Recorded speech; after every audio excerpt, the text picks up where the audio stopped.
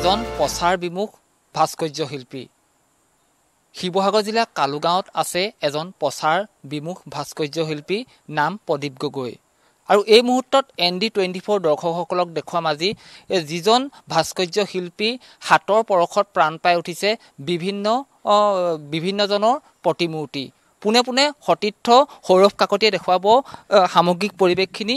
যেহেতু মই কৈছোৱে এজন প্ৰচাৰ বিমুখ ভাস্কৰ্য শিল্পীৰ নাম প্ৰদীপ গগৈ। প্ৰদীপ গগৈ নিজৰ বাসগৃহত শিল্প সংগ্ৰহালয় ঘৰতে স্থাপন কৰিছে আৰু এই শিল্প সংগ্ৰহালয়ত কিন্তু বহুতৰ প্ৰতিমূৰ্তি আছে বুলি ক'ব লাগিব। যিহেতু এটুকুৰা পৰি থকা কাঠেই যেন প্ৰাণ পাই উঠিছে এই প্ৰচাৰ বিমুখ শিল্পীজনৰ হাতত। মই পোনে পোনে ভিতৰ ভাগৰ দৃশ্যখিনি দেখুৱাবলৈ অনুৰোধ জনাইছোঁ সৌৰভ কাকতিক। যিহেতু 70-80 দশকৰ পৰাই তেওঁ বিভিন্ন ধৰণৰ কাঠত তেওঁ বিভিন্নজনৰ মূৰ্তি সাজি উলিয়াইছে। ডক্টৰ ভূপেন হাজৰিকাই হওক বা যীশু খ্ৰীষ্টই হওক বা জয়মতীয়ে হওক, অতি সুন্দৰকৈ তেওঁ এইসমূহ তেওঁৰ প্ৰদীপ গগৈ হাতত প্ৰাণ পাই উঠিছে। মই সেইসমূহ দৃশ্য দেখুৱাইছোঁ। এক সুন্দৰ পদক্ষেপ বুলি ক'ব লাগিব। কিন্তু আজিও এইজন শিল্পীক ৰজাঘৰীয়াই স্বীকৃতি নিদিলে। যিহেতু তেওঁ 70-80 দশকৰ পৰাই এইসমূহ কাঠত তেওঁ প্ৰতিমূৰ্তিসমূহ সাজি উলিয়াইছে বুলি ক'ব লাগিব। তেওঁ বিভিন্ন ধৰণৰ চৰকাৰৰ প্ৰতি ক্ষোভ আছে। যিহেতু চৰকাৰক আবেদন জনাইছিলে, কিন্তু চৰকাৰে সেইসমূহ স্বীকৃতি নিদিলে। যিহেতু বাৰম্বাৰ প্ৰতিখন চৰকাৰ, কংগ্ৰেছ চৰকাৰে হওক বা BJP চৰকাৰে হওক, প্ৰতিখন চৰকাৰকে তেওঁ আহ্বান জনাই আহিছিলে, কিন্তু কালুগাঁও লুণপুৰীয়া গাঁৱৰ প্ৰদীপ গগৈক কিন্তু আজিও স্বীকৃতি নিদিলে।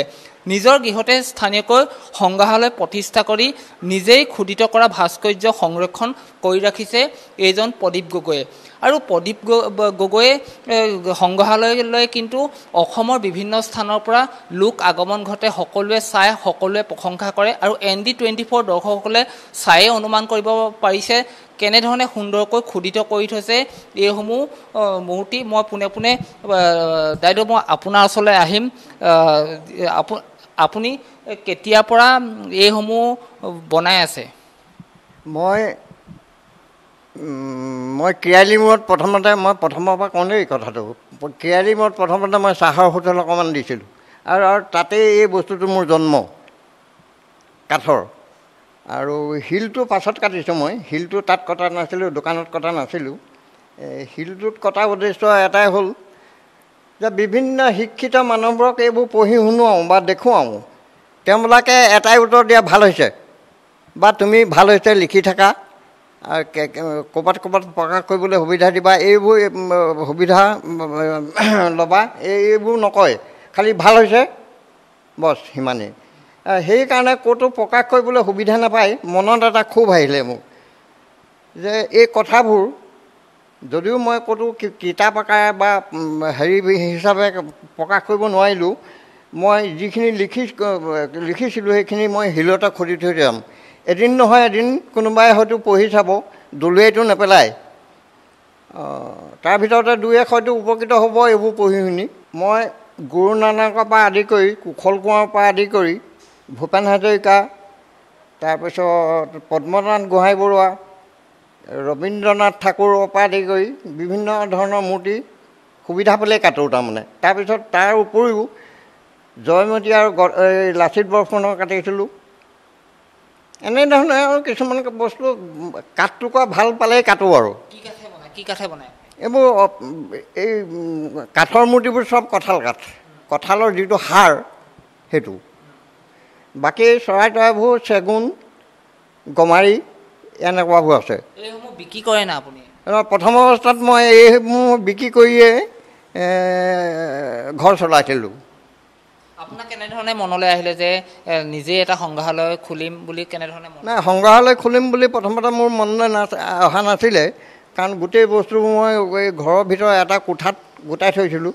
পাছত দেখিলোঁ যে এনেকৈ গোটাই থ'লেতো বস্তুসোপা এদিন হয়তো নষ্ট হৈ যাব, পানী পৰিব বা অন্য কিবা কিবি হ'ব। গতিকেলৈ স্থায়ী ইহঁতক গোটেই বস্তুখিনি গোটাই স্থায়ী জেগা এটুকুৰা দিম বুলিয়ে মই এই সংগ্ৰহালয় খুলিলোঁ। কিমান আছে আপোনাৰ মূৰ্তি? মই এটা হিচাপ দিব নোৱাৰোঁ তোমালোকক, কাৰণ মই এইটো হিচাপে আজিলৈকে কৰা নাই। আপোনাৰ নিজৰ টকাৰে এইটো সংগ্ৰহালয় বনাইছেনে? হয়, মোৰ নিজৰ চৰকাৰৰ ফালৰ পৰা কিবা নাই, চৰকাৰৰ ফালৰ পৰা 5 টকা পইচাও নাই। কিবা আহ্বান জনাব নেকি? চৰকাৰে নেদেখিলে আৰু এতিয়া মোৰ 76 বছৰ হ'ল, 76 বছৰ হোৱালৈকে যেতিয়া নেদেখিলে এতিয়ানো ক'ত দেখিব আৰু চৰকাৰে। আৰু এতিয়া চৰকাৰে ঢেৰ কেকব্যাপী সন্মান যাচিলেও হয়তো সন্মান আমি ল'বলৈ ইচ্ছা নকৰিম। নিদিলে সময়ত দিয়া হ'লে আমি বল পালোহেঁতেন, বল পোৱা হ'লে আৰু হয়তো ইয়াতকৈ উন্নত কৰিব পাৰিলোহেঁতেন কিবা কিবি। চৰকাৰেতো আমাক একো বল নিদিলে। আমি জানিব পাৰিছোঁ আপোনাৰ নিজৰ পত্নীৰ নামত এইটো সংগ্ৰহালয় খুলিছে বুলি জানিব পাৰিছোঁ, এই সন্দৰ্ভত কি ক'ব? পত্নীৰ নামত খুলিছোঁ মানে মোৰ পত্নী 2015-ত ঢুকাইছিলে। ঢুকোৱাৰ পাছত তেওঁ গডৰেজত কি আছে মই একো চোৱা নাই তাৰমানে দেই। তাৰপৰা মোৰ ছোৱালী এজনী আছিলে, ছোৱালীজনী ধেমাজিলৈ বিয়া দিছোঁ। তাই আহিলত মই বোলো ক'লোঁ হেৰি নহয় গডৰেজটো খোলচোন, মায়ে কি থৈ গ'ল। তেতিয়া তাই গডৰেজটো খুলি চাওঁতে মানে কাপোৰৰ জাপত পইচা ওলাইছিলে প্ৰায় 36,000 টকা। সেই 36,000 টকা মই পইচাও ক'তো খৰচ নকৰি এই ঘৰটোতে খৰচ কৰিলোঁ। সেইকাৰণে তাইৰ নামত উৎসৰ্গা কৰিছোঁ তাৰমানে। আপোনাৰ এই প্ৰতিমূৰ্তিবোৰ চাবলৈ বিভিন্ন স্থানৰ পৰা লোক আহেনে?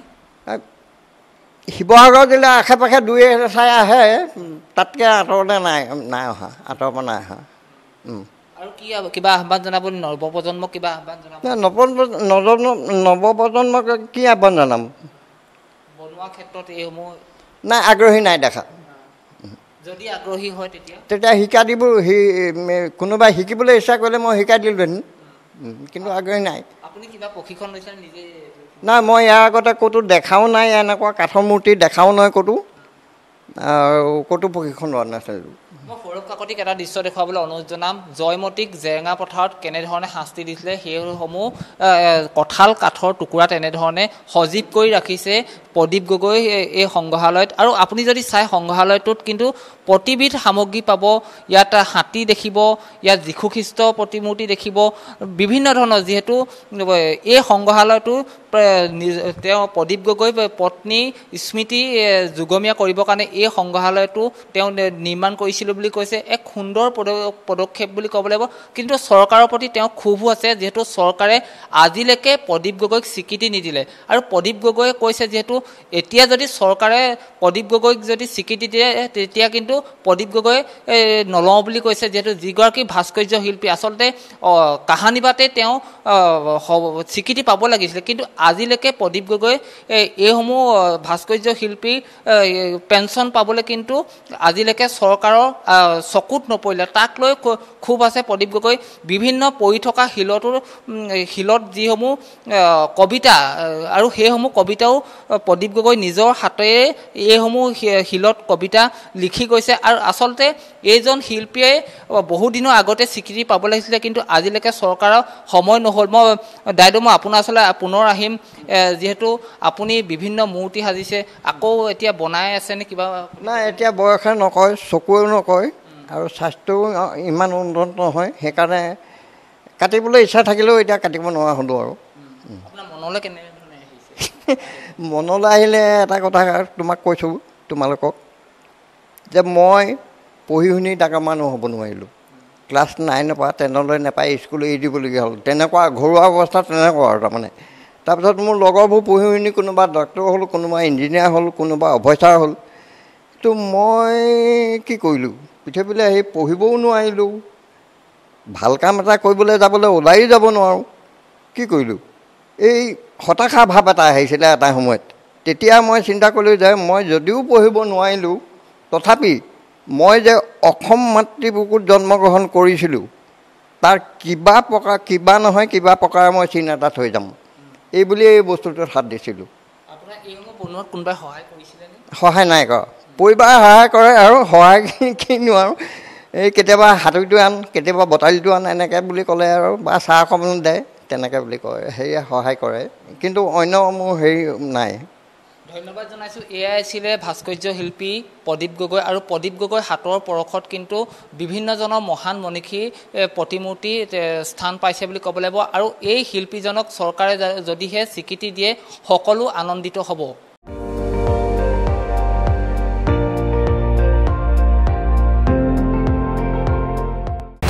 আপুনি চাই আছে ND24 সৰ্বশ্ৰেষ্ঠ নহয়, সৰ্বোত্তমৰ দৌৰত।